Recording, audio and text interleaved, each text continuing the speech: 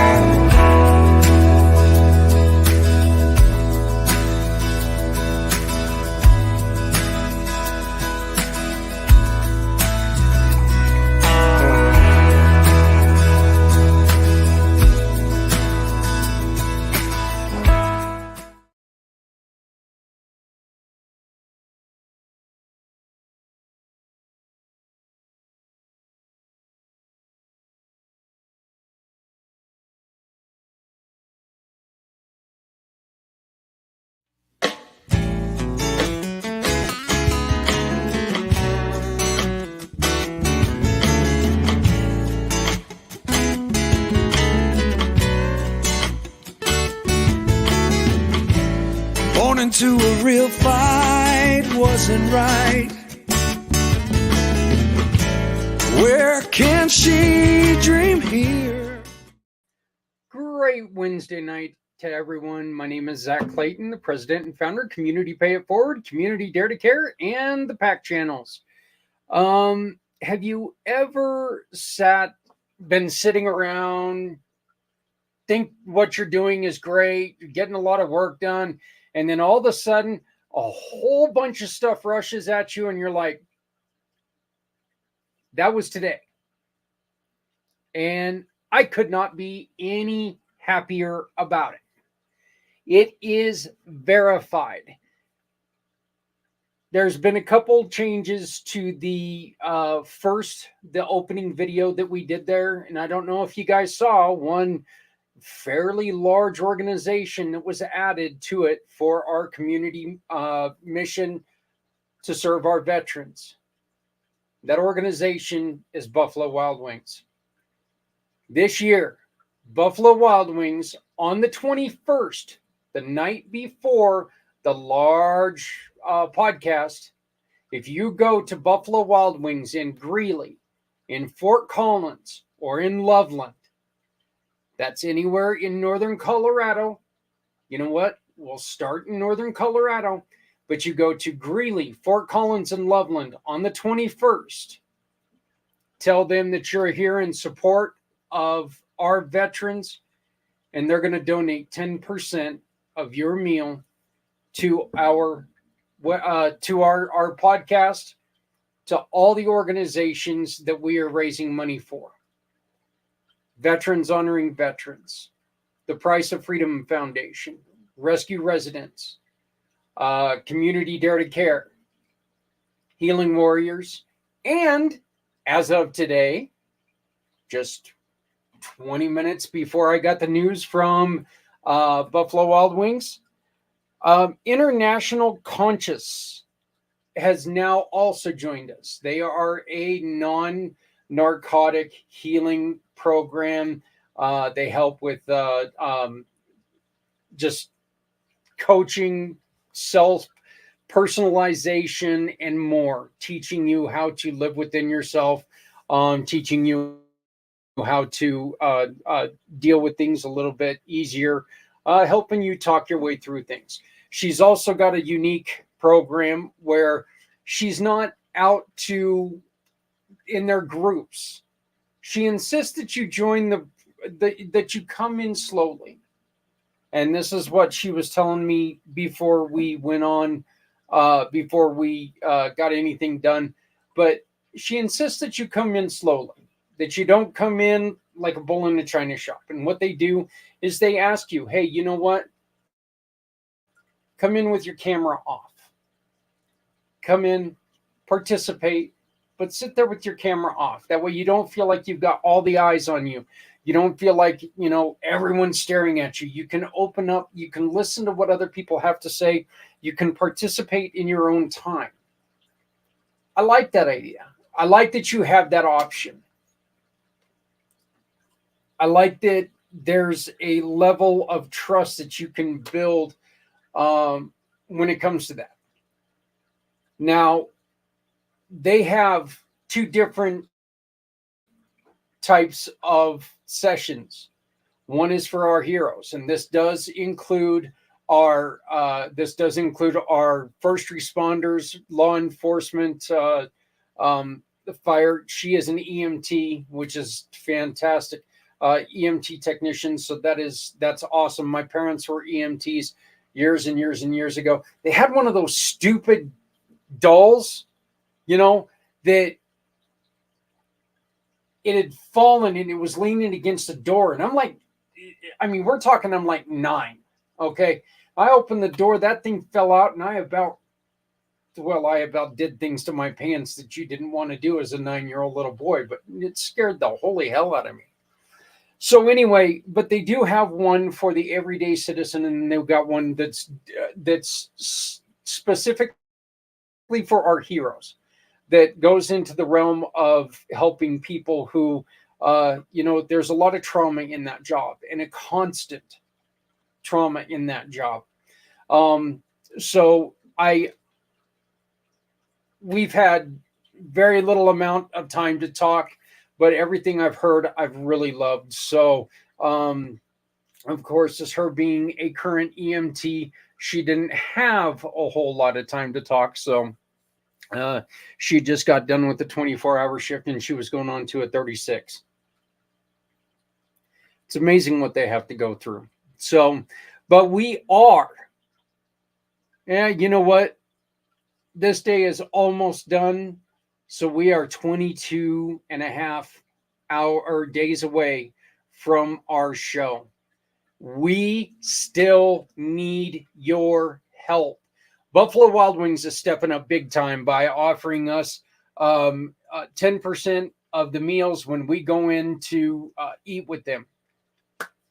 Thank you. Buffalo Wild Wings has treated my organization fantastic. This is like the 3rd time that we have went all over Northern Colorado. They have worked with us to do this. They are a great organization. I love their wings personally. Plus, I'm going to be going there on the 6th because that's the only way I can watch my hockey game, because they're playing in Colorado, and the only people who cannot watch Colorado Avalanche are the people who live in Colorado. I don't understand that. So, by the way, Cronkies, you guys are terrible. All right. I'm just going to say it. Worst owners in sports. So, championship teams, yet you won't let your own fans watch. What a wonderful, wonderful group of humans you are. Personal opinion. It's a correct opinion, but it's a personal opinion. Just to let you guys know, starting at the bottom of the hour, I'm going to be replaying the first show with Maria Dolores and Stefan Heinz of The Human Contract. We've still got a couple hours to go in the One Hope Wine show, One Hope Wine fundraising event. And I really want to replay this again, because I think what they're doing is so fantastic. And I really love the connection that we've got with them. Our program, their program are so close knit that it's amazing. It really is. I say it multiple times throughout the show that this is the conversations I have with my very best friends, my wife, my buddy Z, my father, my mom. We have conversations like this on a daily basis. I mean, these are the conversations we have every day. And so talking to them and trying to find out how we together can take and support other people who are out there, I think it's so vitally important to do. We are once again still looking for people to help us out by sponsoring our 22-hour podcast. Okay, we need sponsors. We need sponsors terribly. We're going to ask you to join us and for a complete hour. All right. You sit on here with an hour. You can help us answer questions or ask questions. You can help us answer questions. You can help us run this show.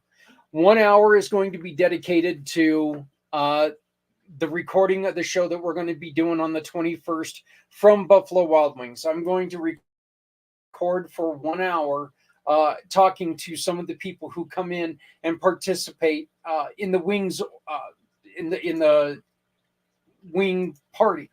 We're going to ask them, hey, why do you have a message for veterans out there?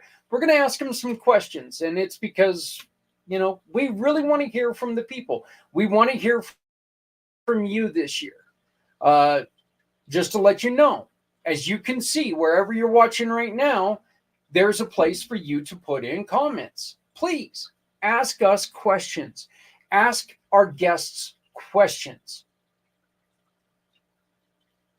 We can get all of these things answered. We can do a lot of good things together.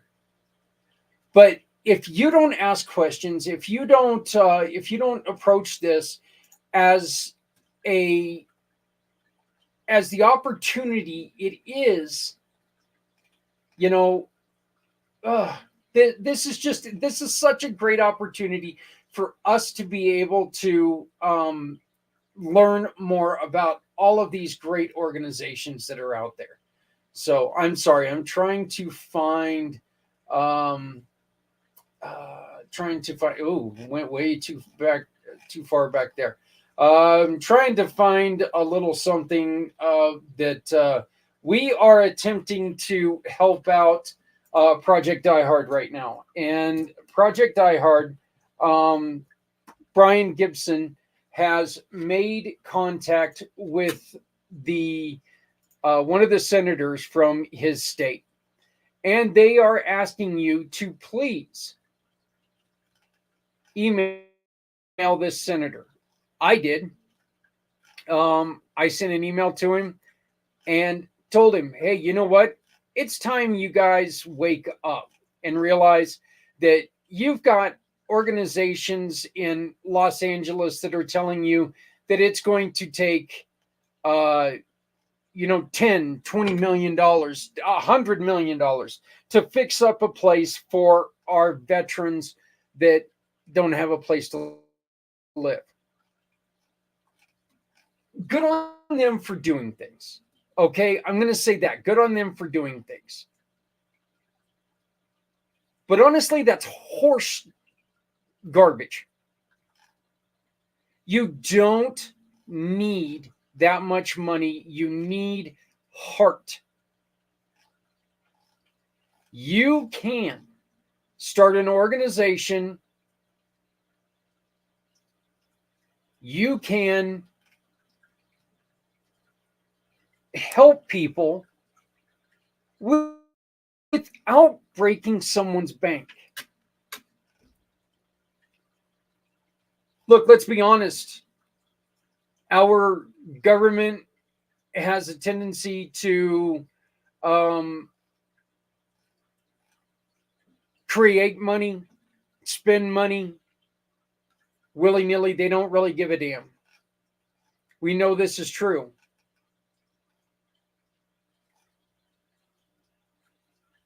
But they don't have to. We can work together, and people like Brian, yeah, you know what? To get this fully up and operational, this one, it's going to be close to $1 million.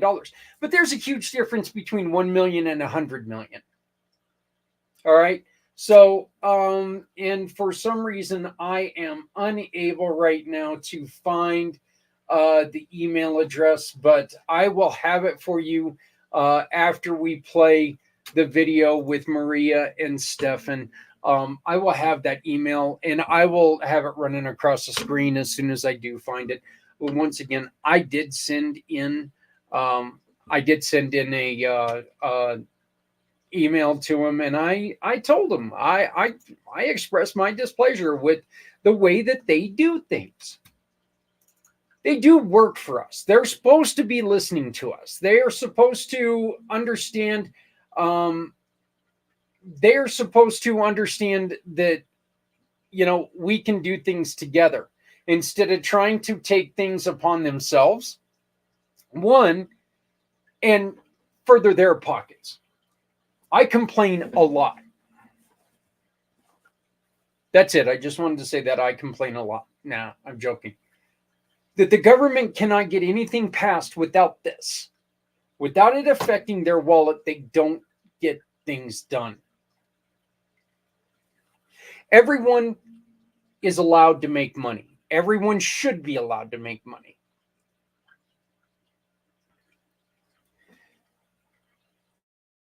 But we don't help small town organizations out enough. After I sent an email to Brian's senator, I sent one to one of my own. And I was really quite disappointed in what they had to say. Because you could tell it was just a stock letter.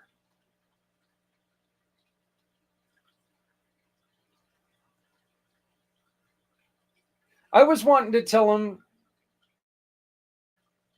this is what we're doing. I'm not going to ask you to come and sit here with me. God forbid that would happen. I'm not even going to ask him to come on to the show and talk. First off, I don't want to seem like I'm being partisan or any BS like that. My thing is I asked them if they could help me obtain something that we could auction off, and I still haven't heard back from them.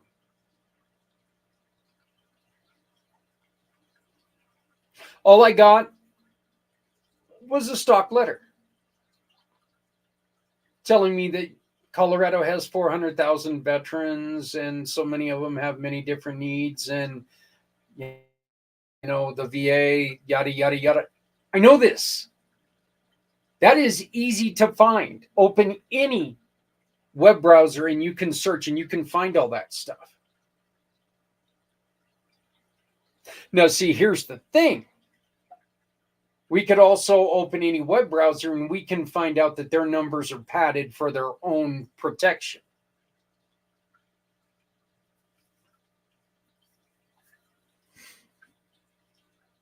What the state of Colorado deems a suicide, a lot of times, the government will not say is a suicide. The state of Colorado considers an overdose a volunteer suicide or accidental suicide, sorry. They consider an accident with alcohol accidental suicide. So they're marked as suicides. The United States government doesn't do that.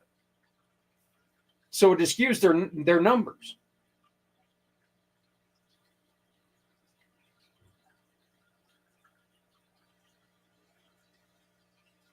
I think that we need to try to find a way to maybe be more consistent.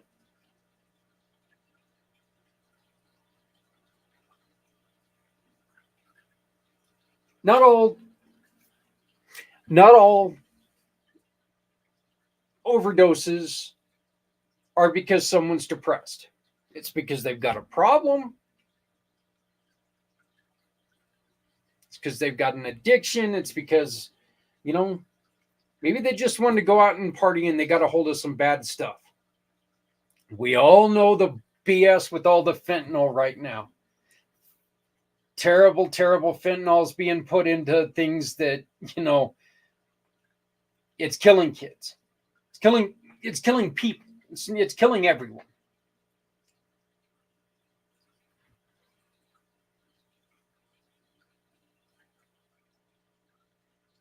Fentanyl's a problem.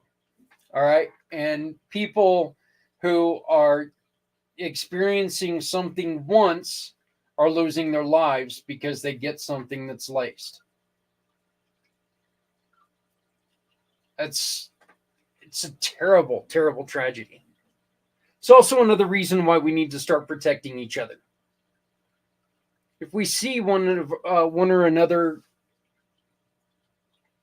using these products, maybe this is time we talk to them. It's a hard conversation to have.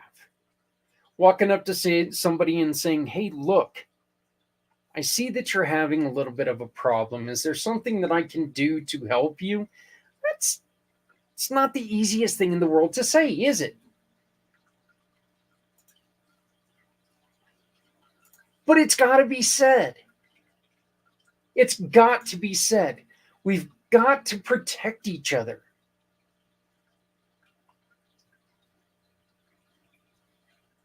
One of my very, very best friends in my mid to late teens, 20s,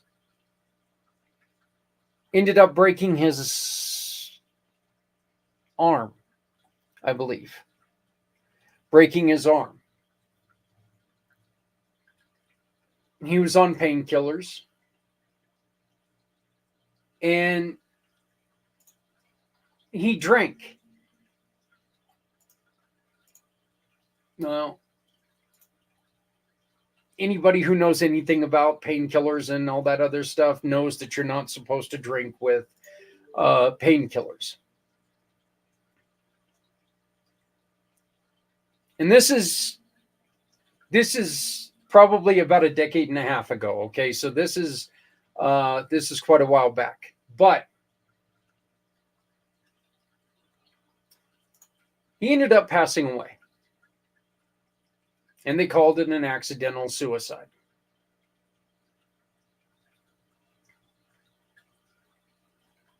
That is so hard to hear. An accidental suicide.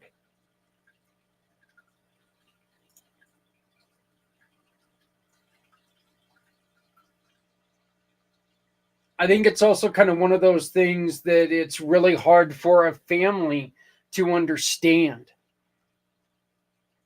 You know,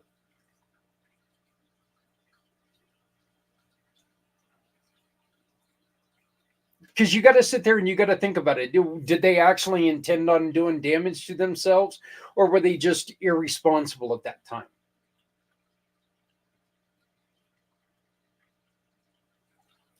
We don't know for sure. But my brother, my friend, I didn't know. I still, to this day, I have that question. I want, I wish I knew more.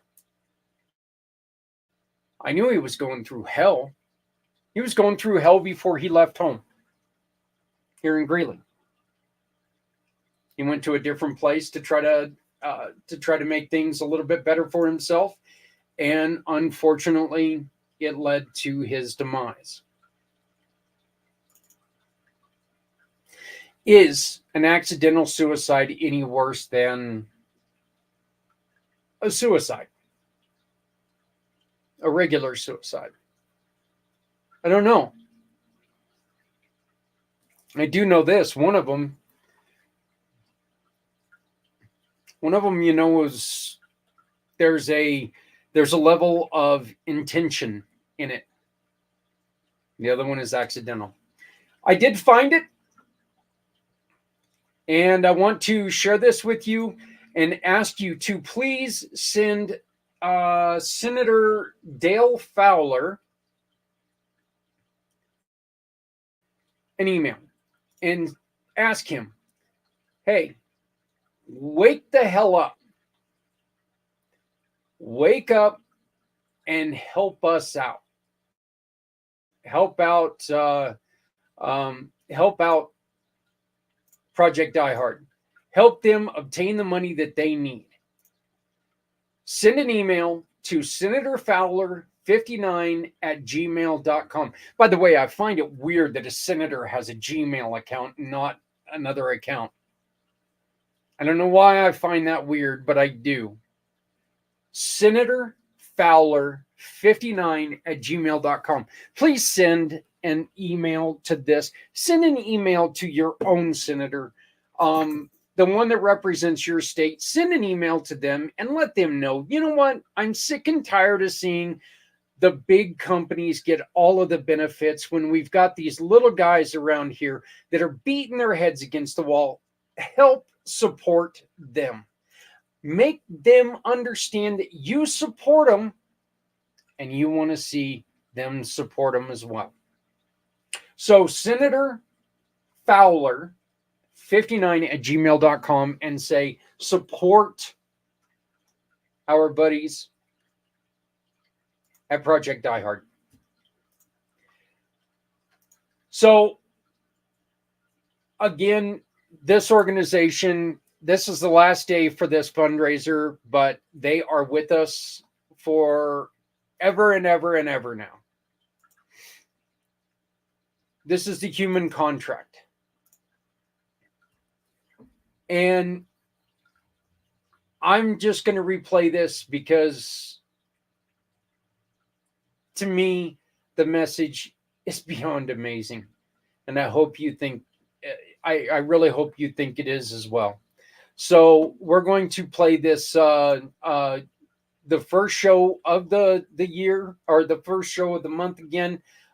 If you haven't seen it, I encourage you to watch this because it'll teach you so much. After we watch a video that I made for one of our great sponsors from this, from the 22-hour event, a returning sponsor, a great friend of mine. You guys have seen him before many, many times, Mr. Steve Solis, the balloon artist, who's going to be with me in Greeley on the 21st, tying balloons for you and your kids.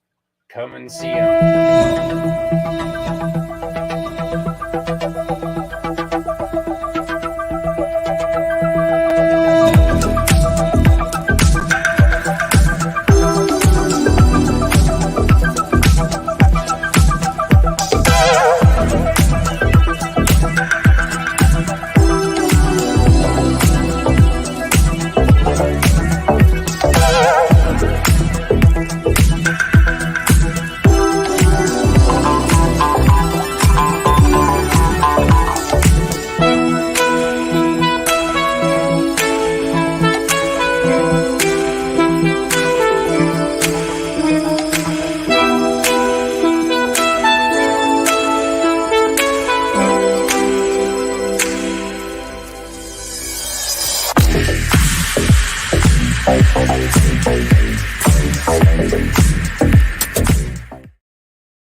Very excited for this. I met Maria a couple weeks ago at a new networking event that talks about speakers. And I was in there doing my thing, introducing Community Pay It Forward, talking about the event on the 22nd, and caught Maria's eye. And thankfully, she reached out to me and said, hey, I would really like to talk to you. And when Maria, we had our conversation, I was so intrigued with what you guys are doing.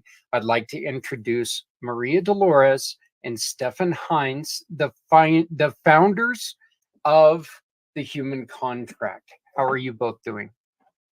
Really, really great. And we're so happy to be here with you on this show. Thank you. Thank you. Yeah.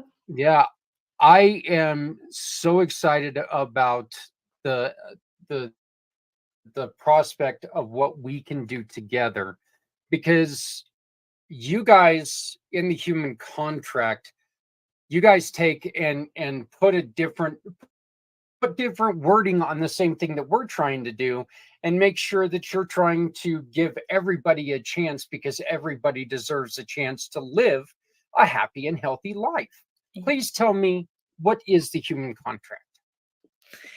Yeah, thank you. So, Zach, the 7 principles of human dignity is the human contract, and that we are born with our rights. Every single human being on the planet, we are born with rights, and the rights derives from United Nations Declaration of the Universal Human Rights.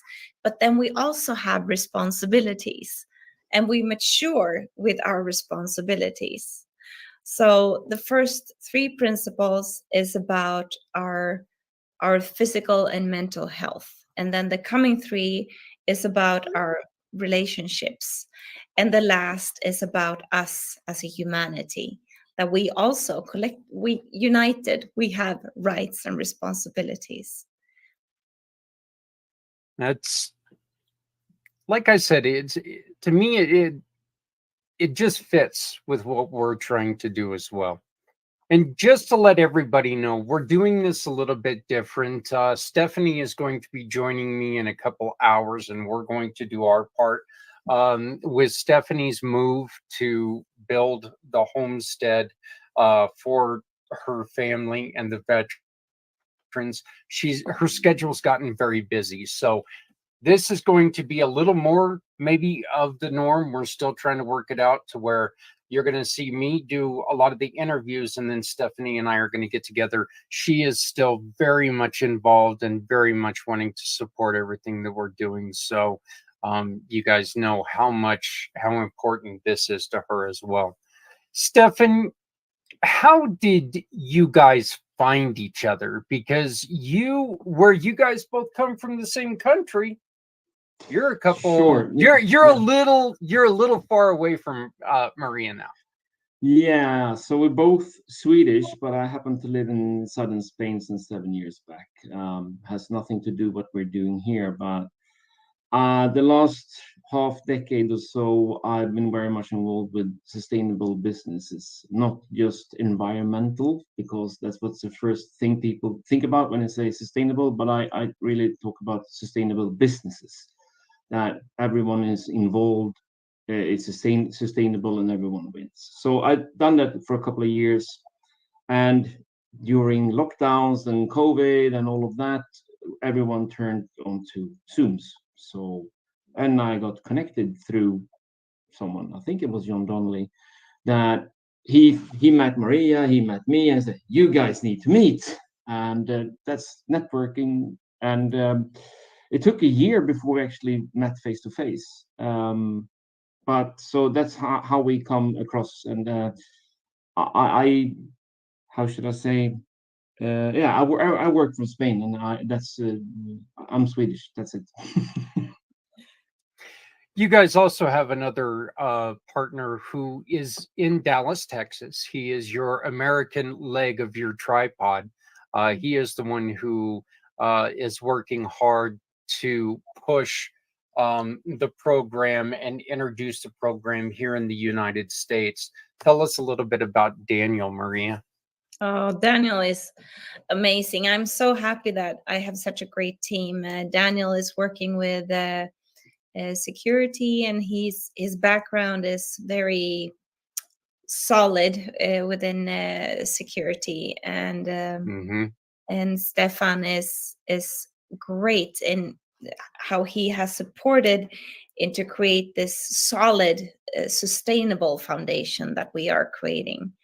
So yeah, it's I'm really, really happy. And, I feel sort of semi-American myself, because my mom lived half her life in United States. She lived in California between 1960 and 1972 in San Francisco. I lived in Los Angeles for a year, and then my mom lived the last 17 years in Florida, in Sarasota. So and my brother lives. Okay. So yeah.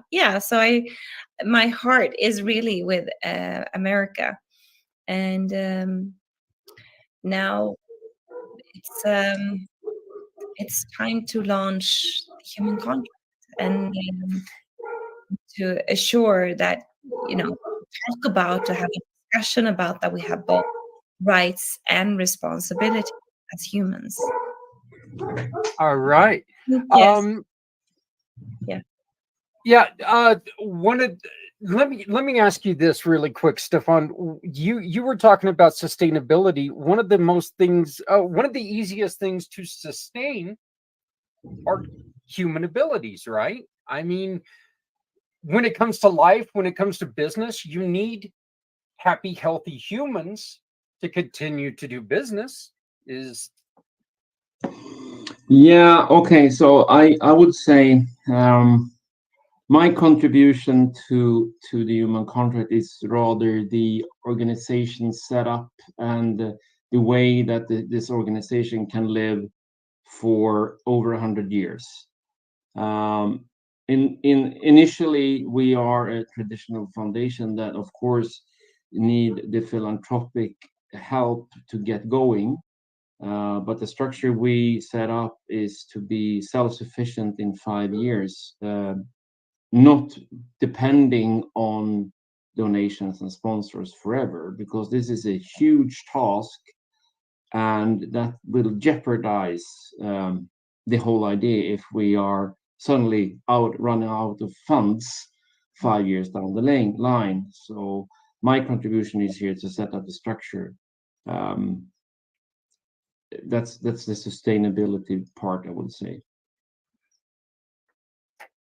We're looking at your at the website now, and I think the greatest thing about the website is you're showing, and I love the picture of the fists in the air, because that just shows that this is about diversity. This is taking human beings as one race, and that's the human race, and making sure that we treat everyone with that respect, with that honor, because we're all, when it comes to it, we're all the same, and we should all be treated the same. We should all be treated the same and have mutual respect, and dignity is really a core value for us. I've helped my friend in her funeral business for 5 years, and in last year I was speaking at the World Peace Conference here in Stockholm, and was the keynote speaker, and I talked about how I worked with dignity and to see all religions, all the major religions, and how I worked with over 4,000 deaths, all over 4,000, both casketing and also with great dignity and respect in different and various religious ceremonies. Christian, Buddhist, Hindu, Muslim, Sikh, and also secular religions and ceremonies.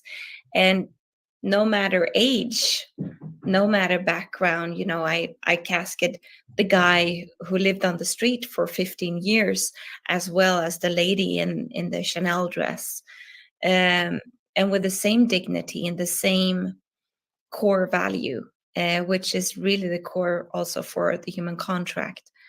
And that it's a contract that you sign for yourself, with yourself and for humanity. It's not a contract with me or Stefan. It's really like you mentioned in our previous conversation, a grassroots movement for humanity.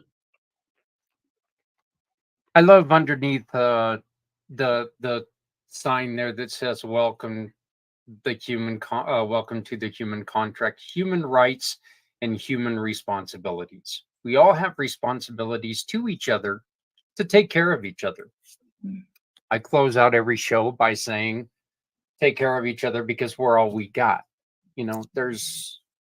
We're not, none of us are a different species. We're all the same. We all ought to be treated the same. For a world in a state of grace. Another beautiful, beautiful comment. You guys are run on. Oh, I guess if I tried to move the right one here, you guys have run on the 7 principles of human dignity. I would like to go through the 7 one at a time, and you guys can. I'd like to get a comment from both of you on each one. Okay, the first one is the principle of body, and this is we have the right to bodily integrity. We have the right. We have the responsibility towards our body. Maria, what is your comment on this? Yeah, when we are born, we come to this world and we are given a body. So that's all we know. And it's that we have both rights. So we are born with our rights and we mature in our responsibilities.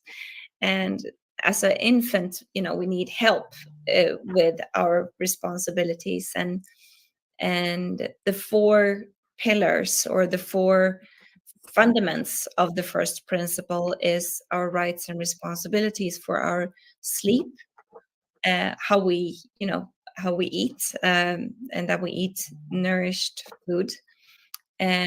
So sleep, food, exercise, and then touch, because touch is really a fundamental core for us as people.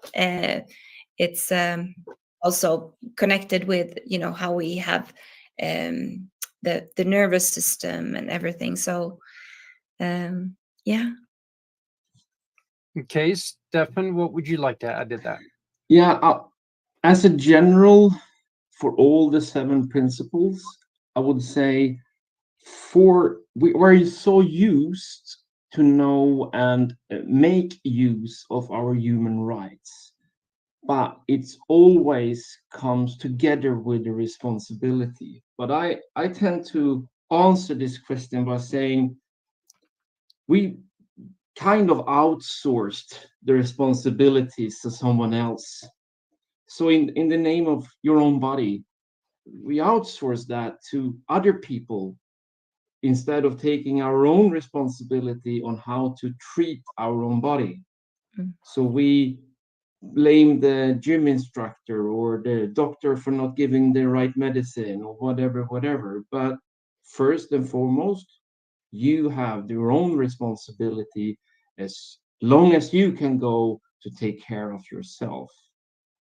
But it's super easy just to sit back and let someone else, I use my right, fix me, rather than be proactive and say, I'm going to fix myself. I'm going to take my own responsibility for myself. And this goes through all the 7 principles, honestly. Thank you, Stefan. Agree. Yeah, that's wonderful.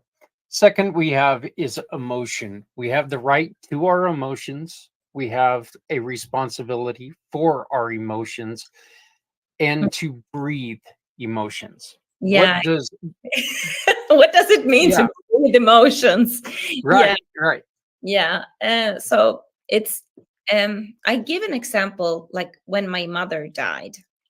She died in Florida, and how I was with her when she died, and I restored her integrity, and made her beautiful and nice, and then she passed on, and then I was 2 days after, I was breathing emotions, and I was breathing emotions fast. It means, so I went into a room. I said to my brother, I need to be alone.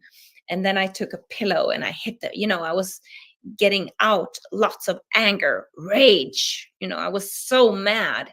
And then underneath the anger was cry and sadness. And then underneath that, it was more anger. And then I was laughing because it was all so turbulent. But it's that we have the right to all our emotions. We have the right to our anger. We have the right to our frustration. But this also indicates that there is something underneath that, and to be curious about our emotions.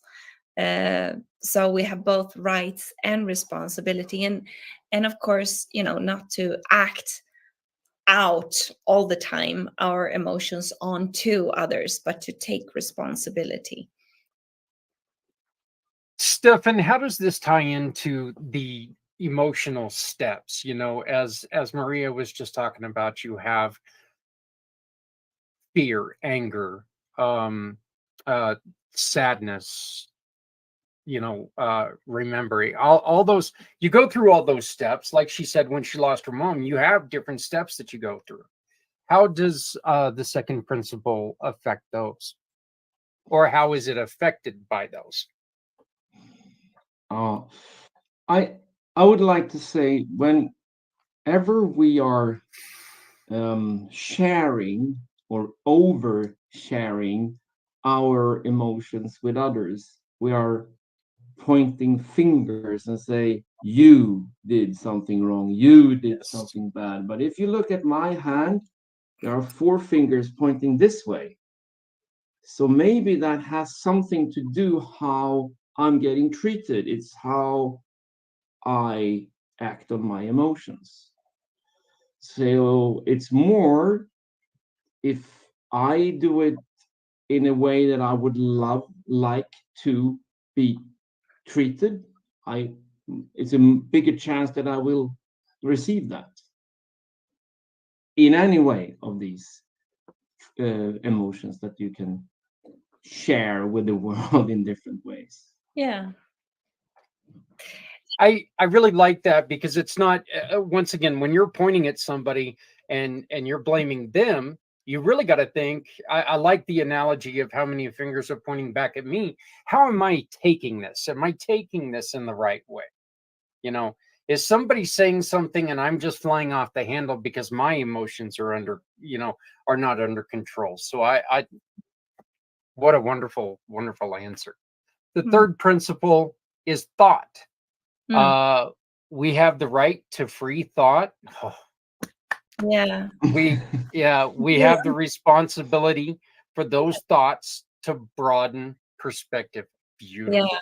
Exactly. And so that refers to that, you know, we are born and we have it also follows our development as humans with the body, and then we have emotions as an infant, and then we start to formulate our thoughts, and that we do have the freedom of thought. We have the right to think any kind of thought, and also to um, the responsibility to trying to broaden perspectives, and it refers to what we call istima. Istima means learning, or actually it means life learning. It's from a fictive language, and it's when you go from one if you go from one perspective and you shift perspective, or you go from, some people call it, you know, level of consciousness. If you go from one level of consciousness and you shift, you don't go from here and just, you know, raise consciousness. You dive into the emotions that we were talking about earlier, but also our thoughts. So diving into the thoughts and struggling with thoughts. And I know every entrepreneur, every person have their own process of, you know, broadening perspectives and to be more curious. But we have the right to the whole range of being also close-minded, and Hmm. and then to, but it's an indication that there are other perspectives to be discovered.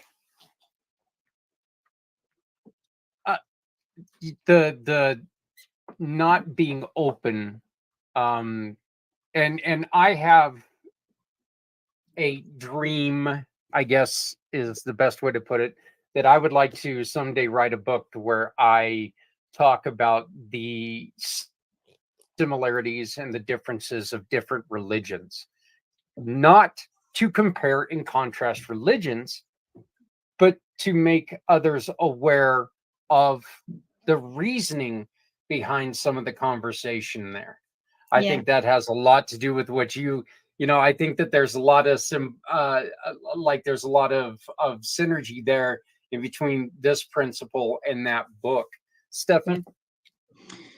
Yeah, I'm thinking, of course, we can have any crazy thought that we want in our head. We can't practice it. And that's of course obvious.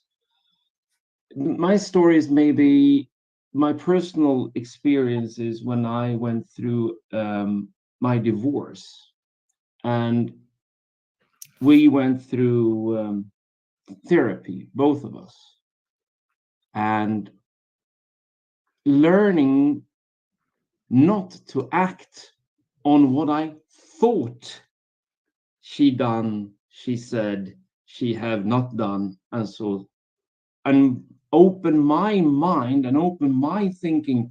There is actually another alternative than my first thought, my first in the moment I wanted to reply on something, but oh, there is another version of this. There is another layer of this. She has another thinking of this question. That period, that really I learned that, okay, there are more perspectives in all the kind of thinking you can do. And you just need to be open to it, to embrace that and say, hey, I had one thought. It doesn't mean that's the one and only single truth.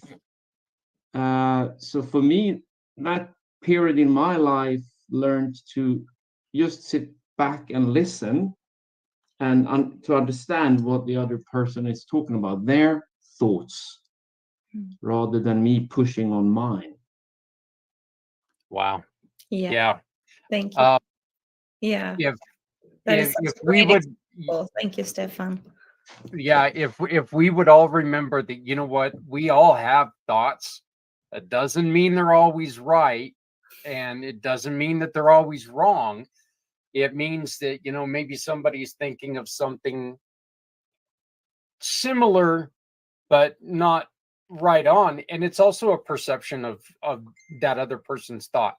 If we really take and we understand what they're saying, maybe we are closer to one than we think. So I love that, because, you know, we're in a world right now where, you know, living with somebody is very, very difficult as it is. And if you want to take and shift 100% of the blame on somebody, you know, it's just not going to work out. So the And fourth principle, oh, yeah, go on ahead, Dolores. and that's also why the first three principles, and why it's important that the first three principles is just the commitment and the promise we make to ourselves, and that we take rights and responsibility for our physical and mental health. And then we have the coming three, which is interpersonal. Yes. Yeah, I know that the second principle and the third principle really tie in together. I mean, they really, really do tie in together, really, very tightly. Yeah. And so I'm interested to see how the rest of these go. The fourth principle we have is movement, and we have the right to freedom of movement. We have the responsibility in our movement to respect others, laws, and policy. Yeah, exactly. So again, you know, with the infant moving along from the body, emotion, and our thoughts, our thinking, and then the movement. And this is also connected to United Nations Declaration of the Universal Human Rights, that we have the freedom of movement, um, which is, you know, both in how we act and how we move in the world, but also to create movements. And the fourth principle is also connected to power, you know, to take your rightful space and place in the world, and to use, it's how you use your time and your energy. It also ties to our financial power and our sexual power, and how we act and interact with each other as humans, and to, you know, not to act and um, take your responsibility over any other, but not to make yourself small either. So this is and creating lots of istima in our relationships, how we act and how we interact, and it's a constant learning as a human. So yeah, Wow. Stefan?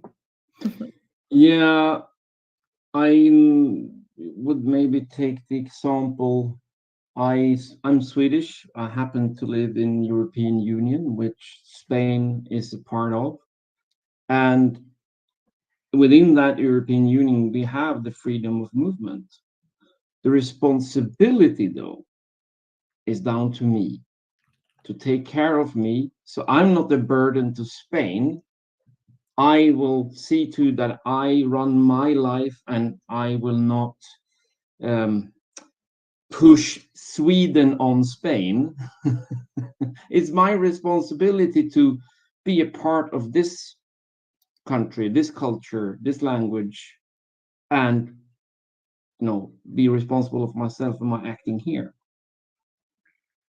for example.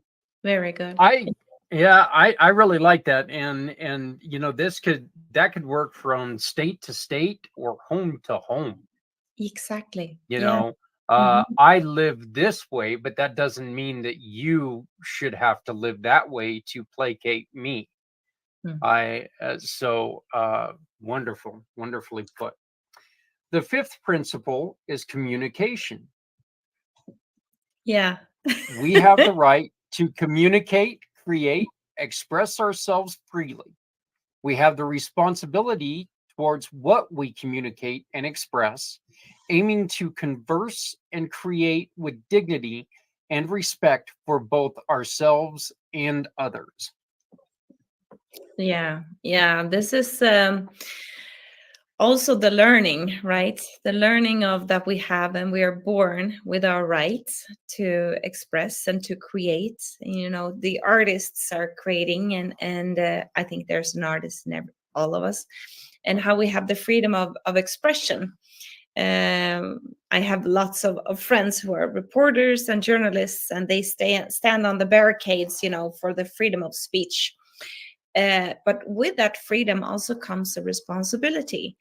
And it's a matter of how we speak, how we express, and when we notice, both in relationships, like in Stefan's and mine as a co-founder and founder, and we're talking about, and we're learning with respect to listen to each other, because that's really the core of the human contract, and to be living the human contract, and how we act and interact with each other, and how we express. And yeah, it's a learning. It's a great learning. And yeah. I like this one because this also puts an onus on dignity and respect for both ourselves and others. This is, you've got to treat yourself with you got to treat yourself with respect to be able to respect others. So, Stefan?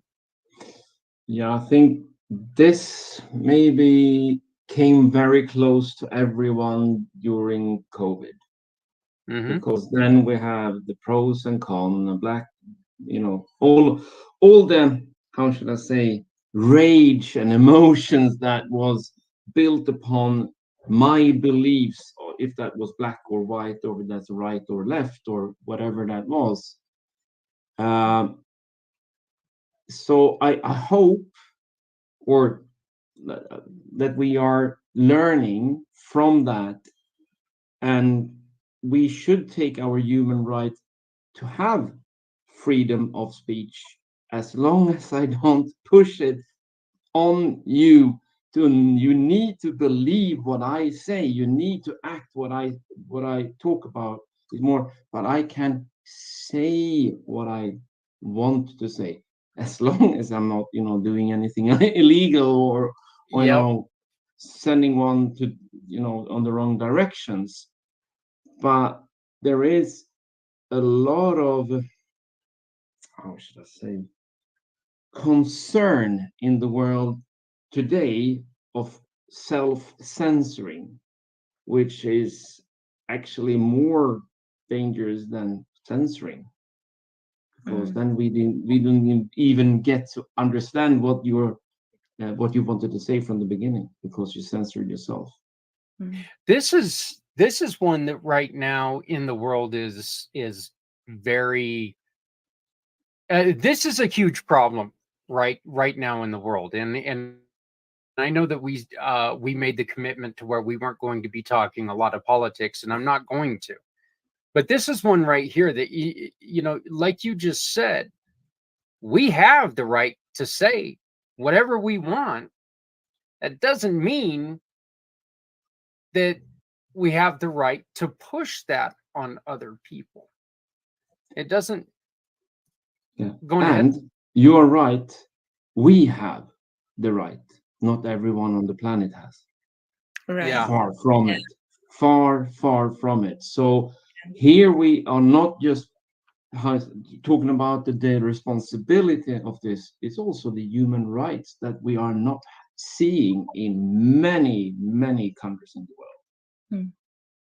Yeah, I actually, you know, this is a little bit of foreshadowing that we're doing here. I have a question coming up very similar to that after we get done with these. So, and how this all ties into that. So I'm excited that you brought that up.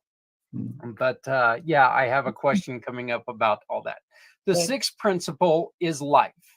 Mhm. We have the right to our life, to live with whomever we choose, where and how we wish, but not at a detriment to others.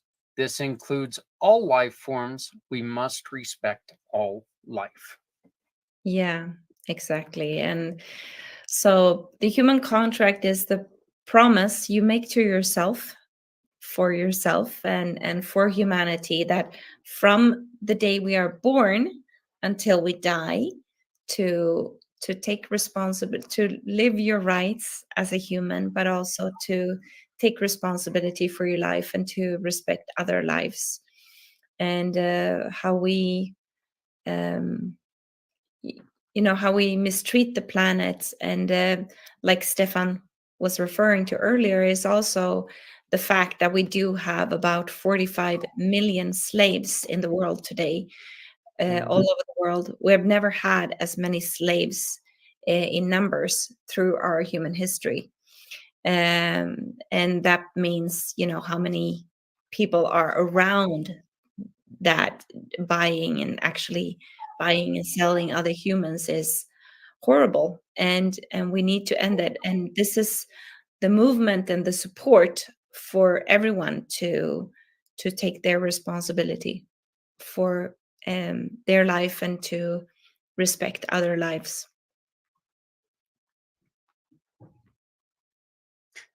Yeah. There's a lot of times that people, Maria, with what you were saying, they only see the slavery as a black and white thing in the United States. That's not the way it is. With trafficking, with just military force, with military forced enslavement, with everything like that. We need to remember that slavery is not something that was exclusively in the past, and we got to be careful, as in our own human contract, we have to be careful that we are not participating and allowing this slavery to happen by our actions. We need to be careful on what we do, because we can unwillingly know or unknowingly support slavery by a choice that we make. So that's something that we've really got to watch out for. Stefan, what's your take on this? I have two completely different ones. One is, I read a documentary many years ago about cocaine and how cocaine is produced mostly in South America, taking it through the jungle, with the ships into Europe, into the streets for people's joy or whatever, satisfaction here. And most of the people that I speak to that uses this, what does it matter? It's only this much. Maybe, I take responsibility for my body. It will not matter to me. No, but you didn't take into account that they calculate that 1 kilo of that white powder on a street in Europe is one human life. Somewhere along that line, you are killing someone else by using that. And that is not taking responsibility for life. Secondly, we now move to Spain, and maybe you hear one of my dogs barking behind me here. So we moved here, and it's a completely different way and responsibility and a view of what life is and the value of life. In this case, we're talking about is pets, so cats and dogs. And compared to Sweden, they are 100 years behind. They still have kill animals for fun on Sundays. So they go to this arena and killing bulls, and they teaching kids and applaud and laugh and have joyful events on killing animals.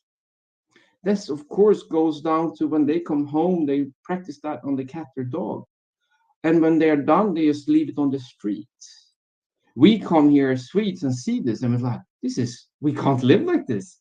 So we turned our home into a sanctuary for cats and dogs. We can't just pass by them and see them and don't give.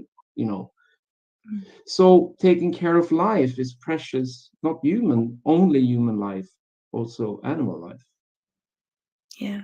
I watched a story, Stefan, the other day on one of the major news networks about how dog fighting is once again heavily prevalent in America, and that's just, you saw some of the cutest little pit bull puppies that are turned into entertainment, and they're bred to die.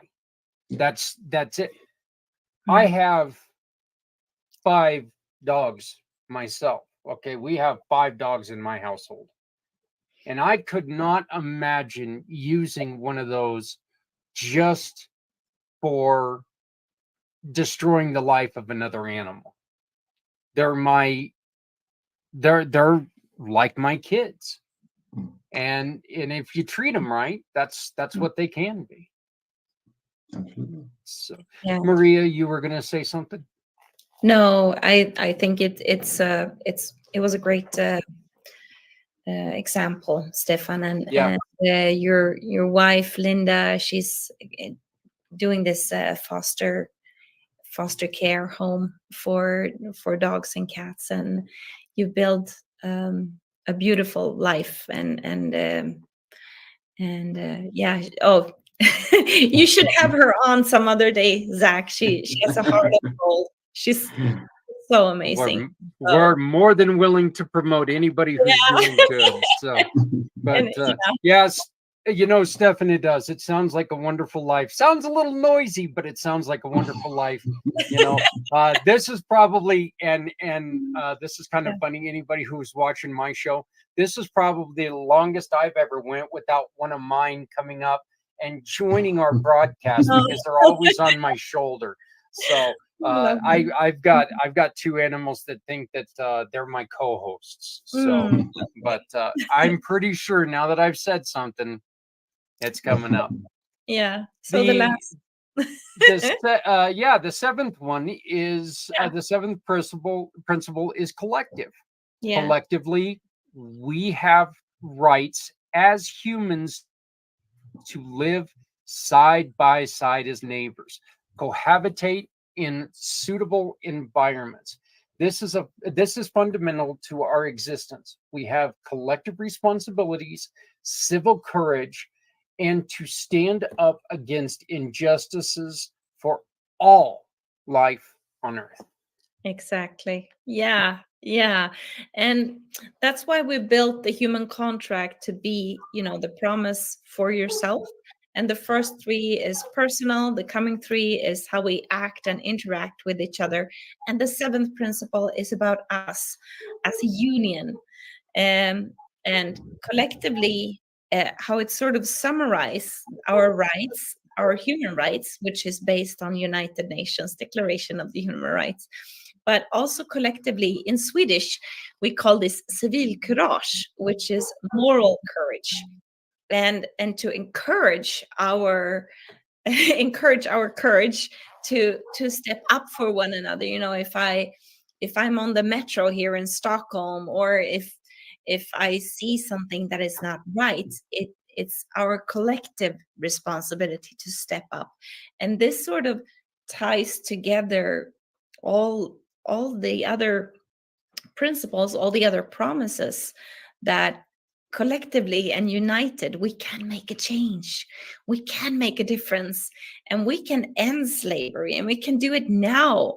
But it's when the people who are working and acting and being in these clusters of indignity, with abuse, and when people can unite and say, you know, this is wrong, we're not doing it anymore. And I'm thinking of how we had you know, in 1989, when I was actually living in US. I was living outside of Los Angeles.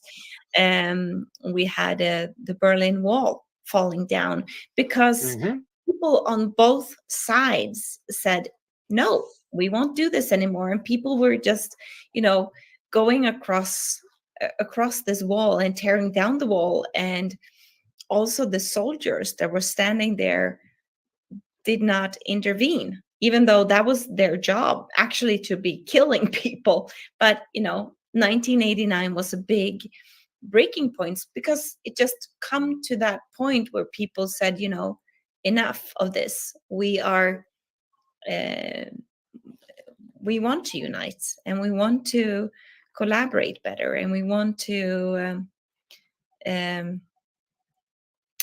tear down the wall of fear. I think it was the symbol of that, really. In the early 70s, we lived in Berlin. My father was in the service, and we lived in Berlin, and our apartment overlooked into East Germany. We could see the wall. The wall went right across our apartment, okay, right outside of our apartment. And there's a picture of me as a child looking, you know, both hands on the window, looking down, and you could see into the east, you know, over the into the east side of the wall. When the wall came down, that was something where it was earth-shattering as an act. But to me personally, it was one of those things, knowing and having a connection to that wall. It was something that I will never forget. The words of Ronald Reagan when he asked Gorbachev to tear down that wall. And I knew, just because of my personal experience with it, I knew how good that was for humanity. Yeah. So I love that you brought that up. Stefan? The human right of the collective life, so to speak.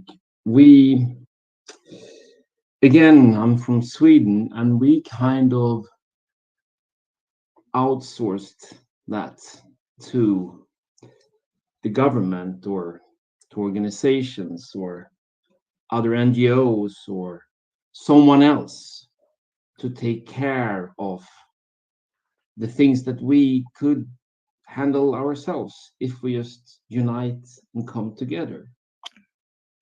When you have children, and at least in Sweden, when we live in a city, you walk in the small town you live in at night to see that they are not out and getting drunk or in fights or whatever. And that's just volunteer work. And I can't send someone else because it's my kids. I need to just do that walk because that's my kids out there. But this is exactly the same with any question that you come across in your life. If you just continue to say, no, that authority take over that, and that organization have that responsibility. I do nothing. Right, right. It We like there's quarrel over there. Let's call the police. Or oh, the it's something in the school. Well, that's the school's problem. It's not my problem. Or pushing out. Exactly. Yeah. So I think this is central for everything that we do in human contract, and I would say this is the grassroots movement. This is the community coming together, because this is not me and Maria and you, Zach. It's Mm. thousands and thousands and thousands of people that say, hey, let's get together, let's fix this, let's unite, let's get it back on. And so this is the central one, I would say, for everything. Yeah. And that beyond religion, beyond party politics, we're all just human. So yeah, we can make a difference. And we've all found our level in humanity and in happiness and in all of that within our religion, within our party politics, within our race, within we've all found a level of happiness there. Yeah. But that doesn't mean that we need to take in and step on someone else's thoughts because they're a little bit different.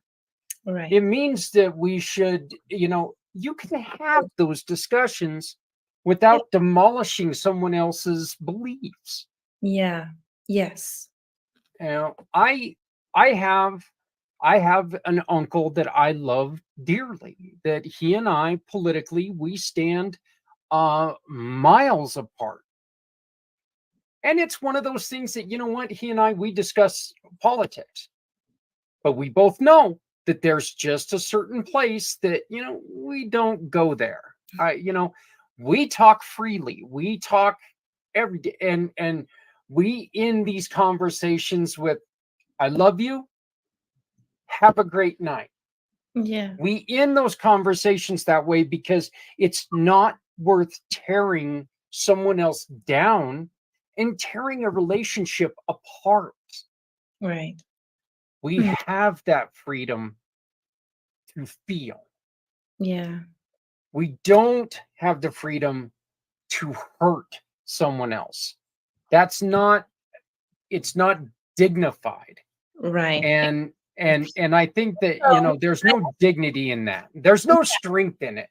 Right. And also with the freedom of expression and the freedom of communication and creation, it's also because some weeks ago, unfortunately, we had some people burning books here in Sweden. Mhm. And it was a very sad moment for me, because it stirred a couple of 100 million people up, and they were very, very angry. And then the people who did this were like, well, so what? It's my freedom of speech. It's my freedom of expression. But if you do and you say things, which we do, we're human, right, Zach? So we do things and we say things that are like, well, maybe that was not so good. And so the responsibility is to stay in communication and to listen and to try to understand the other perspective. So if you are doing things or saying things that you notice, like, oops, that was offensive, it's to stay in communication and trying to listen. It's definitely well worth thinking before you speak. Make sure that you're saying what you really want to say, instead of just taking and blurting something out there, and with the risk of hurting someone else. Stefan, here's the question back to what you were saying earlier. We have countries all over the world, and I'm not going to pull one out of the hat, and I'm not going to say it. We have countries all over the world where government or military action or something has their thumb firmly on the people of their country. How can we, as part of the human contract, how can we do things to positively affect them, even though there's going to be pushback against us? Love the question. First of all, I think it's not done in a day. It will take a generation or two. And let me take another example. I support a charity in Uganda that has, for the last 20 years, run the school for orphans and for mostly deaf or what do you call it, dumb? Deaf or dumb children. So with issues, problems in life, and they also live in Uganda and have no parents. So, and in that part of the world, corruption is a kind of a big thing. I've been there, so I also seen it myself. So, what they do in this school is because they realize that the older generations already in the system. They already taught by their parents and their surrounding that this is how it works. So what they do at this school, they have a magazine, what's it called? Toy magazine, a children's magazine, cartoon magazine, is it called? Yeah. Where corruption is the bad guy, is the big bad wolf, is the monster in all these stories. So they teach the children this is the bad version. So, and there is where we're going to do the change over time through children saying there is an alternative. You don't have to be in that system. You can break free as a human, as long as you also take the responsibilities that comes with these rights in all these 7 principles that we just talked about. Yeah. It's not done in a day, but over generations, these people, the children will grow up and they will be in charge and they will be pushing that further and further. The other alternative is do nothing and say, hey, it's been like this forever and it's going to end like this forever. Or say, no, let's change. Yeah. Because we have countries in the world that have changed, that have come out of this. Yeah. So there is a chance, there is a possibility. And I'm one of them that can say, I don't want to sit and just look do nothing. Yeah, no regime has lasted throughout humanity. Right. No regime has ever lasted throughout humanity. Dare I say, no religion has lasted throughout through humanity. You know, so things change, and if we work together, as we always say, no one has to go it alone. When we all come together, when we all work together, we can make huge difference for other people. Yeah, and that's also why we have created a foundation to work on long term. This is not, something that is a quick fix. It's not something, but we need to start to have the conversation now. And Stefan and I, we're so excited that we're starting this year in United States, and to have this movement starting. However, I have friends in over 100 countries, I would say, and I know that my friends say that this is brilliant, Maria. My hi doggy. my friends in Asia, in Europe, and America and South America, people say that the human contract is really what is needed, and it's not religious, it's not party political. This is about humans taking a stand for themselves and with themselves. And so no matter what kind of organization you have in your country, hello sweetie, no matter what Told you one of them was going to pop up. yeah, So what's the name of your dog? this one here is Ghost.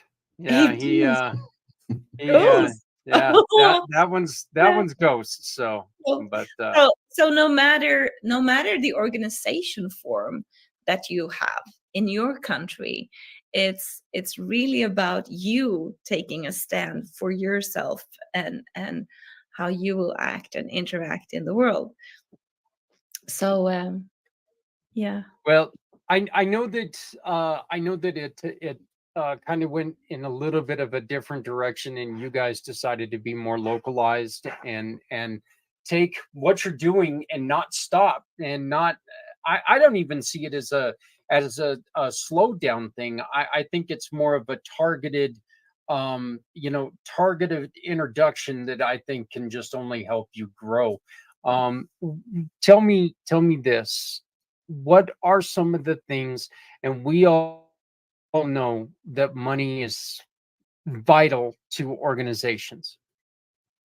Outside of money, what are some of the things that people can do to support the human contract? Stefan, do you want to? Okay, yes. Sorry. Yeah. So of course, to support us by signing the on the website, you can sign up for the human contract. Again, it's not signing it with us; it's signing it with yourself. Yeah, exactly there. Yeah. And so you are one in the team taking a stand, helping us to grow this going forward. We Mm. will build out this website very, very soon with more options on this, but that's a first thing to do, and just sign up there. Right. We are planning to roll this out very soon in 2024 in the US, and everyone in America, please get in contact with us so we can work together to spread this together. Yeah. Yeah, You're exactly. So to sign up and to join us, and I would also love to come and speak and have speaker engagement and to share and to talk more about this. And yeah, of course, we would love donations Mhm. to keep this movement going. How we deepen, we could call it to deepen democracy, or how we, how we stand up better for ourselves and one another. I think one of the things that we've learned here in this wonderful hour that we've spent together, one of the things that we've really focused on, and I think is vitally important, is you need to speak. You need to take action. We all know what's right. We all know what's right. Deep down, when you know you're doing something you're not supposed to, you know you're doing something you're not supposed to. Mm. We need to stand up for other people. We need to make sure that we're not harming other people. Um, you know, like I was mentioning before, if you are, if you're participating in any way in the drug trade, as you said earlier, Stefan, there's a human aspect to that.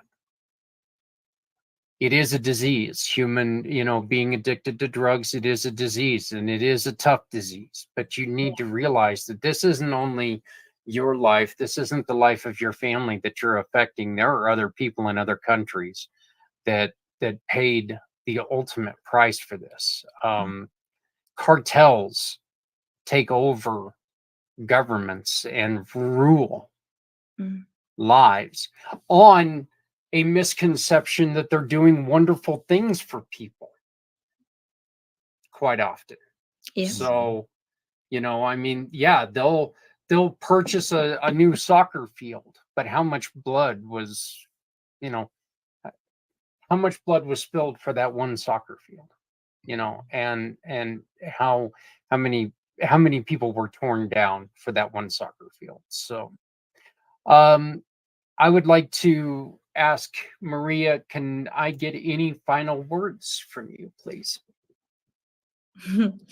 I'm I'm really really happy to be here and to collaborate with you, and I'm so excited about 2024 and how we are moving forward.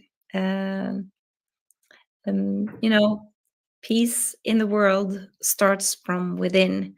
It starts with how we treat ourselves, our body, our thoughts, and our emotions, and then how we move about in the world. So, yeah, sign the human contract and join us. Absolutely, Stefan. Promise yourself. It's a promise to yourself. Yeah. There you go, Mm. Stefan. Yeah, how you say it? Echo that 100%. And what can I add to this? I just want to repeat the last seventh principle, the promise of uniting. I do believe that it's built in the DNA of humans that we can conquer any problem when we come together for one cause. And if that cause is to keep us being human and friendly and work together, hey, no one is losing, everyone is winning. Let's do it together. Again, people are sick of hearing me say it, but no one has to go it alone when we all come together. Mm. This right here proves that I'm not the only one that thinks this, that we at Community Pay It Forward are not the only ones that think this. The human contract is standing right there beside us, and we're standing right beside them. The human contract is, we are working diligently. You guys are joining the program, so you can support the human contract by simply shopping with any of our partners, as well as the human contract is our organization of the month. So anytime that you buy any One Hope wine for this month, you can support the human contract. We will be right back, and we will have the goddess of the grapes, Stephanie Samos, is going to be joining us, and she's going to be doing her part. And you can learn more about how you can take and turn 2024 into support for wonderful organizations like the Human Contract. Maria, Stefan, thank you so very much for spending this last hour with me. It was eye-opening and wonderful. Thank you. Thank you.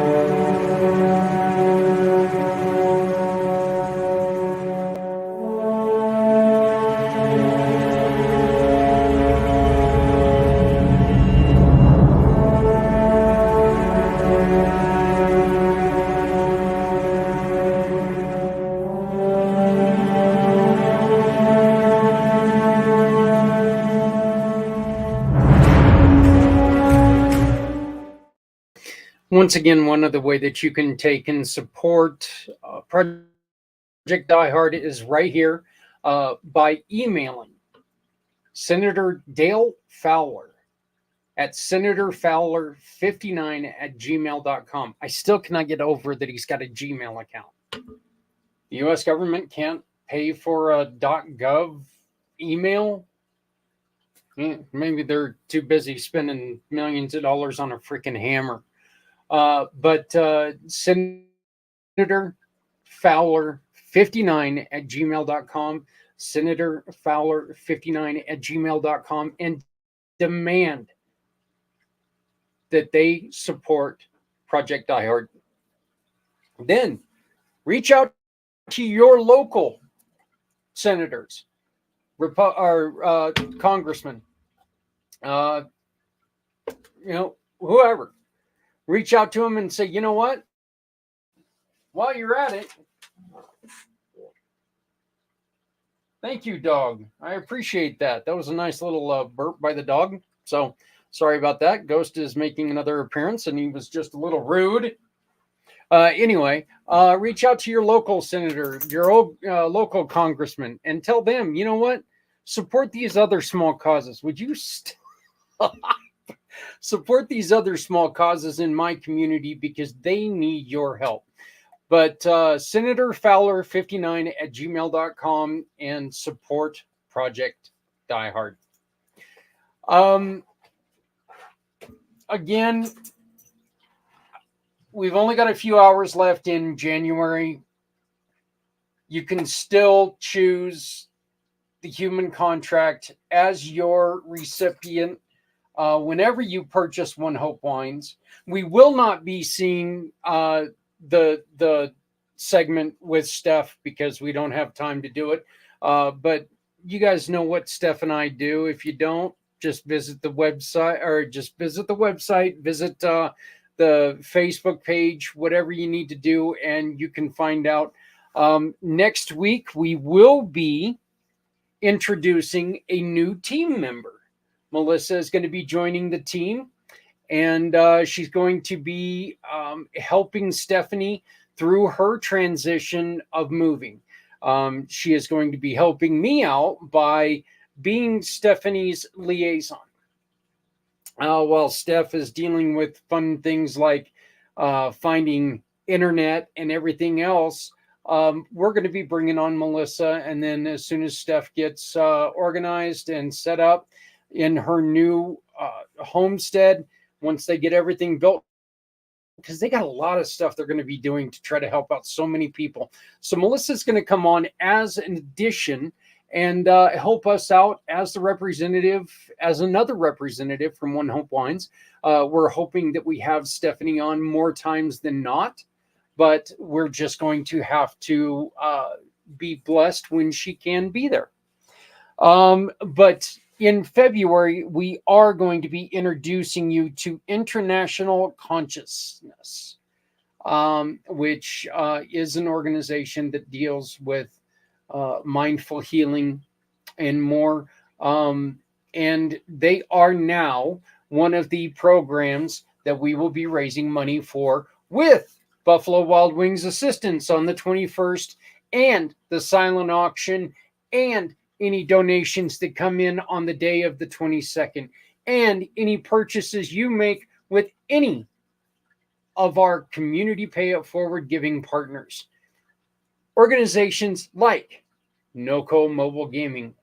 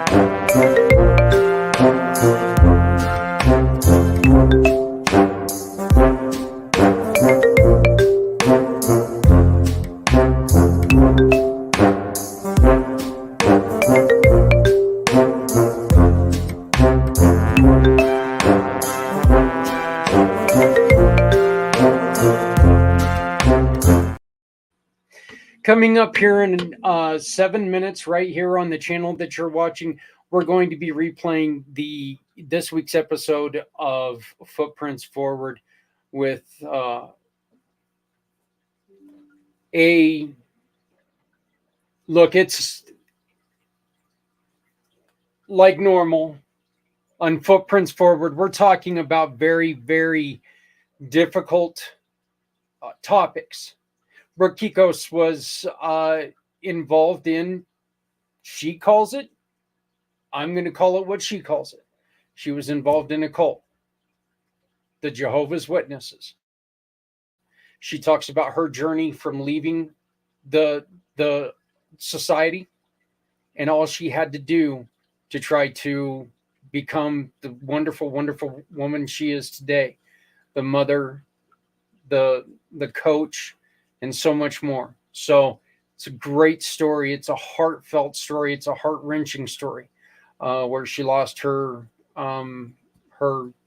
childhood boyfriend, husband. They ended up in a divorce, and then he ended up succumbing to addiction. So, there's so much to this story, and I encourage you, stick around, because here in 5 minutes, that show starts.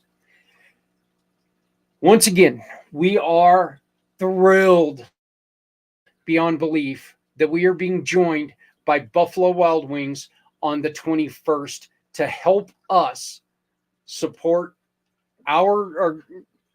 support the community mission to serve our veterans.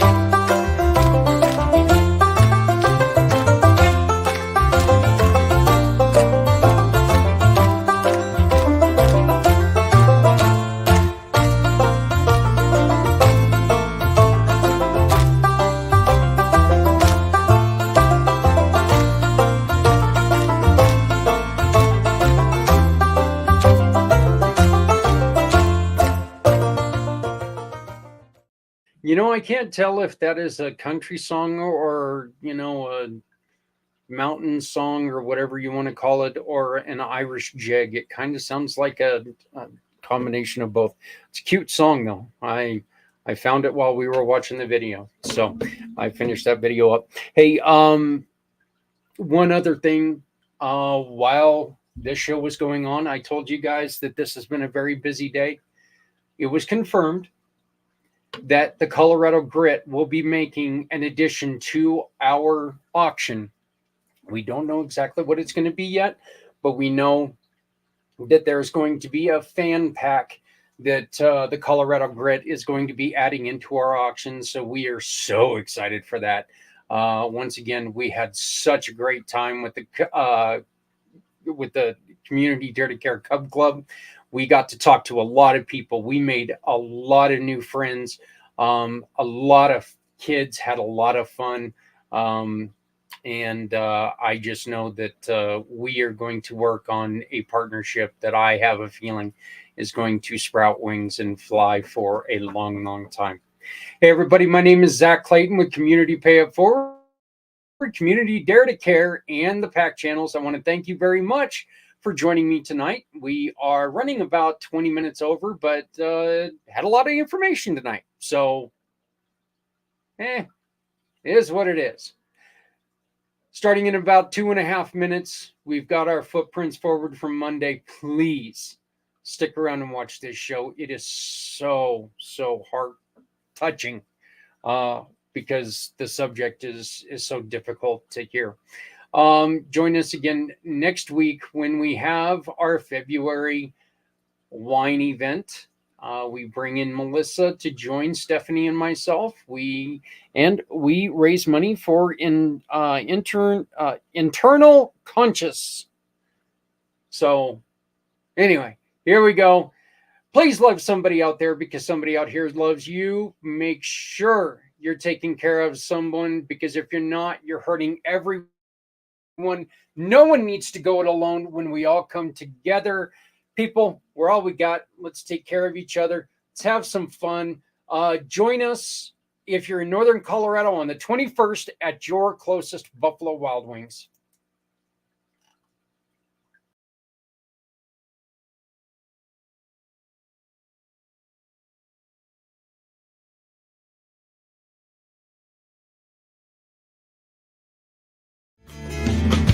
Stepping out of her fear, bring me home.